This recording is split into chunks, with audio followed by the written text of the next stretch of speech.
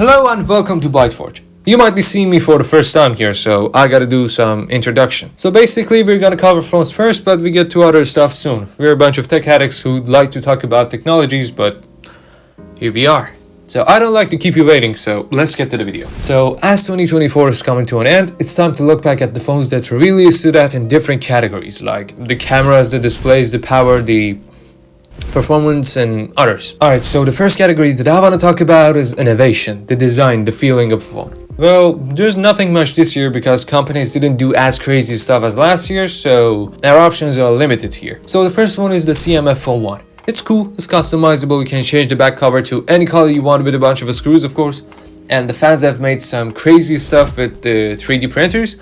The other phone is the Red Magic 10 Pro, which has a 24,000 RPM fan in the back, and it has the looks of a phone which comes from the future, like 2050, 2060 or something. And the other phone is the tri-folding phone from Huawei, the Mate XT, which is like a big ass tablet that can fit in your pocket. And the other phone is the Nothing Phone 2A, which is like the stripped down version from the Phone 2, but it still has the perks of a premium device. So technically I have to give it to Huawei because it does something not many other brands have done, at least officially. But sure, it's pricey. It comes around $2,800, which is a lot, even for a folding phone. But the cool part is, man, when it's folded, it's only 12.8 millimeters thick. Like for comparison, the Z Fold 6 is 12.1, so it's not a lot thicker. And the cooler part is, when it's unfolded, it's 3.6 millimeters. And again, for the comparison, the Z Fold 6 is 5.6, but it has some downsides as well. Like, it's not lighter by any means. I mean, sure, it's thin and narrow, but the weight is around 290 grams, which is a lot. You obviously ain't gonna use it and forget that it's a big-ass tablet in your hand. And the other thing is availability. It's only available in China, for now at least, and if you want to purchase, it definitely costs more than 3 or 4 grand when it reaches to you. But at the end, I definitely think that the Mate XT has the potential to be the most innovative phone of 2024. Okay, now let's get to displays. This year's phones are pretty crazy. I mean, even the budget phones have some bright and OLED displays, which is amazing. But the thing is that one of them gets so bright that it loses the quality, and the other one's not so bright, but the quality is phenomenal. So there must be balance here. And in that case, I'ma pick the Galaxy S24 Ultra because it's bright, it's smooth, it has one of the best qualities in phone displays, and and the bezels are crazy thin, which makes it pleasing to work with. So the Galaxy S24 Ultra has the best display in 2024 in my opinion.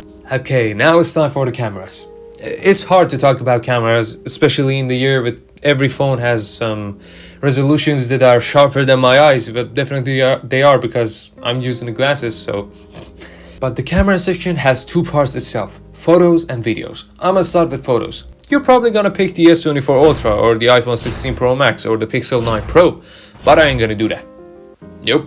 Recently, there has been a phone from a company called Vivo, the Vivo X200 Pro, which is a monster of a phone in terms of cameras. It has a 50 megapixel main camera, a 200 megapixel telephoto with 3.7 times optical zoom, a 200 megapixel camera with 3.7 times optical zoom, and a 50 megapixel ultra wide. Tons of megapixels, but the picture quality is great. I'm talking about crazy portraits, clear zooms even 100 times, and a nice color tone. But there are still a few steps behind iPhones in terms of stabilization and the video quality. And as you know, the iPhone 16 Pro and Pro Max have better and more microphones in them, so they'll capture the audio better as well. So I gotta give the photos to the Vivo X200 Pro and the videos to iPhone 16 Pro or the Pro Max. So now let's get to performance. Phones got a lot of power upgrades in terms of chipset or the storages, which are definitely faster. And the top of the lines in terms of power are the Apple A18 Pro, the Snapdragon 8 Elite, and the Dimensity 9400 from MediaTek. So as performance comes to the list, we gotta give a shot to gaming phones as well because they are made for performance and power. The first phones which came with the Snapdragon 8 Elite were the Realme GT7 Pro and the Xiaomi 15 Pro. But the goal is to have the consistency in power, especially in heavy stuff and gaming. You don't want to lose FPS when you're playing a game like a Genshin Impact or something. And if you'd followed the gaming phones recently, there's been a phone from Nubia, Red Magic 10 Pro, which has, as I said, a 24,000 RPM fan in the back and uses liquid metal cooling to cool down the phone as soon as possible. So considering the cooling, that definitely helps the phone to keep the performance consistent. I gotta admit, the Red Magic 10 Pro definitely has the potential to be the most powerful phone of 2024 in terms of performance. Okay, now it's time for the battery. The battery is really tricky here because some phones are so powerful but the battery lasts around 6 or 7 hours and the others are so weak that they last for days. If it was 2023, I would definitely give it to OnePlus 12, but since this year it's absent and it comes around in early 2025, so if you'd follow the flagships this year, Samsung really stood out. With the Galaxy S24 Ultra, you're getting a pleasant experience in terms of battery, especially with that bright display, the performance with that Snapdragon 8 Gen 3, and the cameras that takes photos from the moon. But all that, the battery lasts all day sometimes, so the S24 Ultra gets a thumbs up here. Best phone in terms of battery in 2024 in my opinion.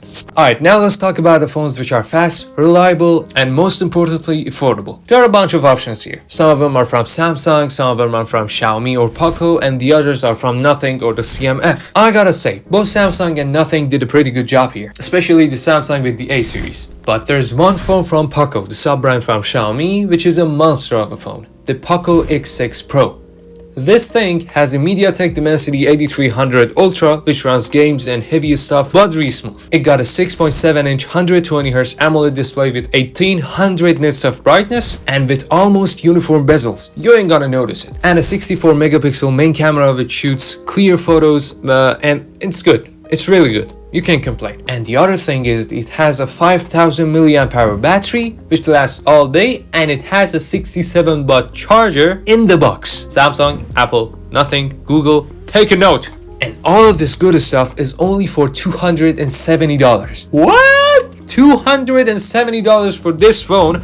I'm gonna be switching from my iPhone 13 to the Poco X6 Pro. Who knows, maybe. So definitely, Poco X6 Pro deserves to be the most affordable phone of 2024. In a world where companies are moving towards bigger phones and making them bigger and bigger every day, there are people who still appreciate the compact and reasonably sized phones. Like the iPhone 16 Pro Max is almost 7 inches, and the smallest iPhone apart from the 3-year-old iPhone SE is iPhone 16 with 6.1 inches. Lots of 6 here. In that case, there are a few options here, which are extremely limited. If I had to choose between some compact and powerful phones, I gotta choose between the Pixel 9 and the 9 Pro, the Galaxy S24, and the Vivo X200 Pro Mini. Both the Pixel 9 and the 9 Pro are pretty good devices. They got great cameras, great displays, a crazy software, but a powerful AI, and it gets 7 years of OS support. But the chipset isn't as flagship as the device is. Don't get me wrong. The Tensor G4 is pretty good. The software, the UI, the AI is heavily optimized on it, and even some apps work phenomenal, but when it comes to heavy games and heavy stuff, the phone can't run it. Simply when you play Genshin Impact on high settings, you can't get 60 FPS. On the other hand, the Galaxy S24 has a better display, better cameras, better performance, and like the Pixel, a 7 years of OS support and a crazy AI, but the battery is shit, basically shit.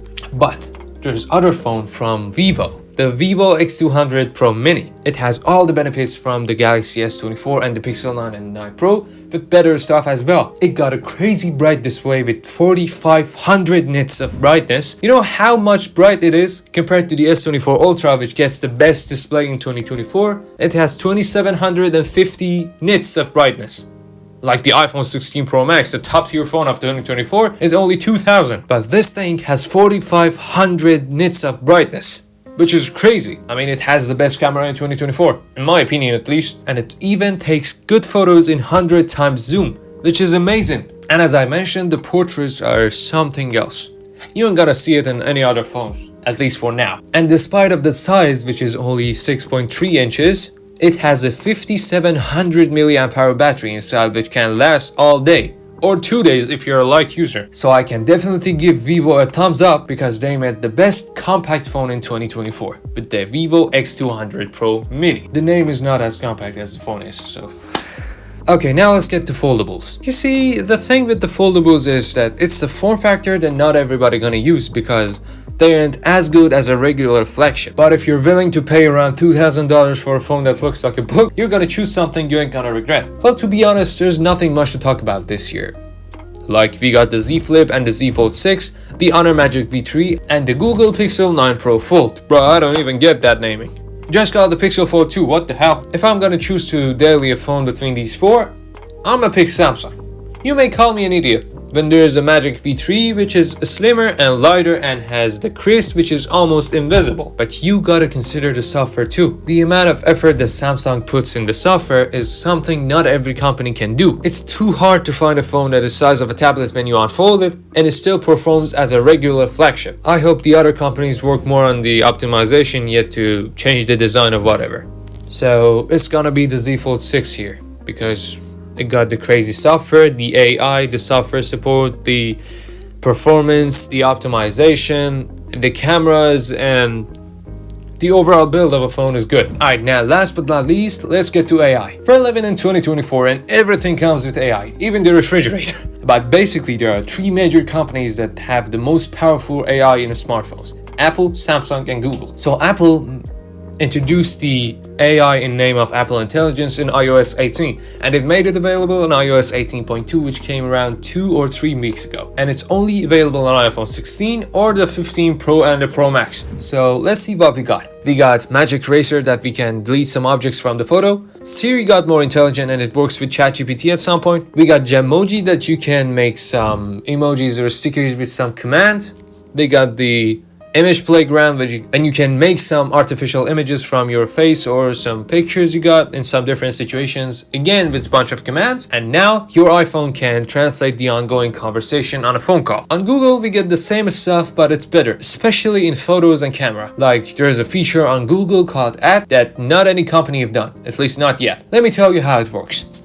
You basically take a picture of your friend, give your phone to your friend and get in a frame. Your phone takes a photo and the phone makes the photo looks like someone else took the photo from you too. But Samsung does all this stuff quicker, faster, and more precise, except the Add Me feature. Not yet. There may be added, who knows. And the cool part is that Samsung came with the AI first, and it was so good even the beta state that developers didn't need to improve it much or change it. And while the other companies make the AI available on the latest flagships, or if they're too generous to the last year's flagship, but Samsung not only made it available for 2 years old flagships like the Galaxy S22s, on Galaxy S23 and the S24 FE. And they of course added to the Z Fold 5 and the Z Fold 6 and the Z Flip 5 and the Z Flip 6. So the AI definitely goes to Samsung this year because it's way better than anything I've ever seen in the smartphones. And that's it. Thank you for watching the first video up to now, if you did. And if you'd like it, make sure to subscribe to the channel and leave a like so we can make better content for you. And don't remember to